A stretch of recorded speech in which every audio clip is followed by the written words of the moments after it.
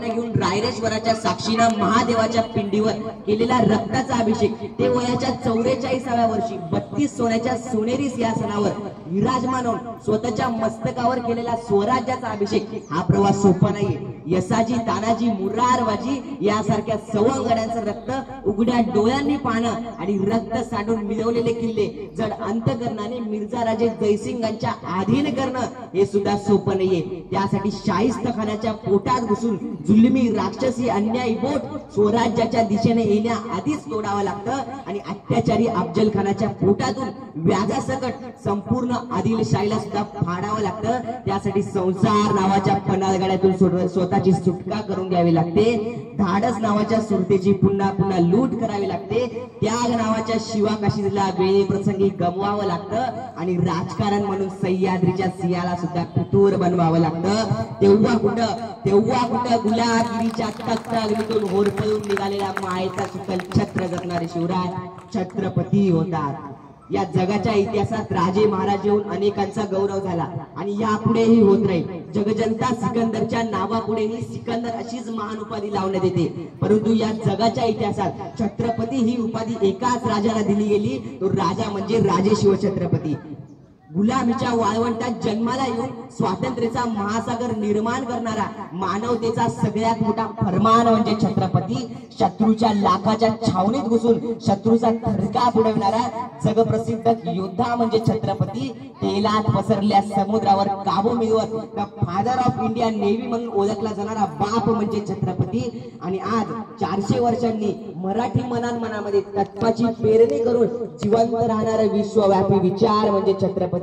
छत्रपती म्हणजे नुसतं नाव नाही, छत्रपती म्हणजे नुसती उपाधी नाही, छत्रपती म्हणजे सह्याद्री, छत्रपती म्हणजे स्वराज्य, छत्रपती म्हणजे स्वाभिमान, छत्रपती म्हणजे महाराष्ट्राचा अभिमान, छत्रपती म्हणजे मराठी अस्मितेचा मानबिंदू आणि छत्रपती म्हणजे साक्षात दैवत। आणि म्हणून सर कवी सुहार चव्हाण फार सुंदर शब्दात सांगतात की अन्यायाच्या अंधकारात मिटला होता महाराष्ट्र, घर वेदांच्या भेदामुळे तुटला होता महाराष्ट्र।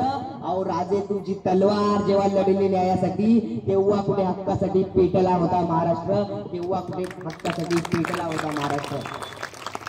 मित्रांनो, खेळ बुद्धिबळाचा असो किंवा वास्तवातल्या राजतंत्राचा किंवा राजकारणातल्या वास्तवातला, प्रत्येक ठिकाणी नेहमीच सरपटत जीवाच्या अकांड तांडवाने त्यागेत लढतात, झगडतात आणि मरतात सुद्धा।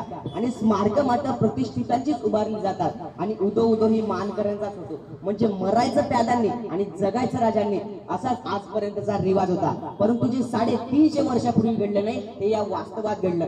प्यादांना आपल्या मागे ठेवून स्वतः शत्रूला जाऊन भिडणारे सरदार जरी मेला, सेनापती म्हणून रणांगण गाजवणारे, उभा आडवा मारू शकणारा हत्ती, काण्यात तिरप्या धारीनं वेध देऊ शकणारा काटक उंट, 2.5 गज पल्ल्यावर जाऊन हल्ला चढविणारा घोडा, सर्व शक्तिमान वजीर आणि महामहिम बादशाह या सर्वांनाच आपल्या विलक्षण युद्धनीतीने चेकमेट देणारा लढवय्य रणधुरंधर राजा म्हणजे छत्रपती।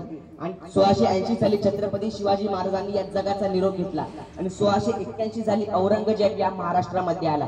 महाराष्ट्रामध्ये आल्यानंतर छत्रपती संभाजी महाराजांबरोबर संघर्ष, तारा राणींबरोबर संघर्ष, संताजी धनाजी राजाराम महाराजांबरोबर संघर्ष केला आणि अखेर छत्रपती शिवाजी महाराजांचे स्वराज्य उद्ध्वस्त करण्यासाठी आलेल्या या औरंगजेबाची कबर 1707 मध्ये याच महाराष्ट्राच्या मातीमध्ये कोरली गेली। आणि 1680 ते 1707 या 27 वर्षाच्या कालखंडामध्ये औरंगजेबाची अनेक पत्र दिल्लीला आग्र्याला जात होती आणि त्या पत्रामध्ये एक ओळ नेहमी लिहिलेली असायची। एका ओळीचा त्या ठिकाणी नेहमी उल्लेख असायचा की औरंगजेब लिहितो, छत्रपती शिवाजी महाराज अजून मला सतवतोय, अजून मला सतवतोय। मित्र हो, छत्रपती शिवाजी महाराज ही फक्त एक व्यक्ती नव्हती, तर तो एक विचार होता आणि विचार हे कधीच मरत नसतात, ते काळाच्या क्षणाक्षणामध्ये, मातीच्या कणाकणामध्ये आणि माणसांच्या मनामनामध्ये जिवंत राहतात। आणि हेच विचार जिवंत ठेवण्यासाठी मित्र हो शिवजयंती साजरी केली जाते आणि आपल्याला जगाला ओढून सांगता आलं पाहिजे की माझा राजा तेवढा मोठा होता, आबाळा एवढा मोठा होता।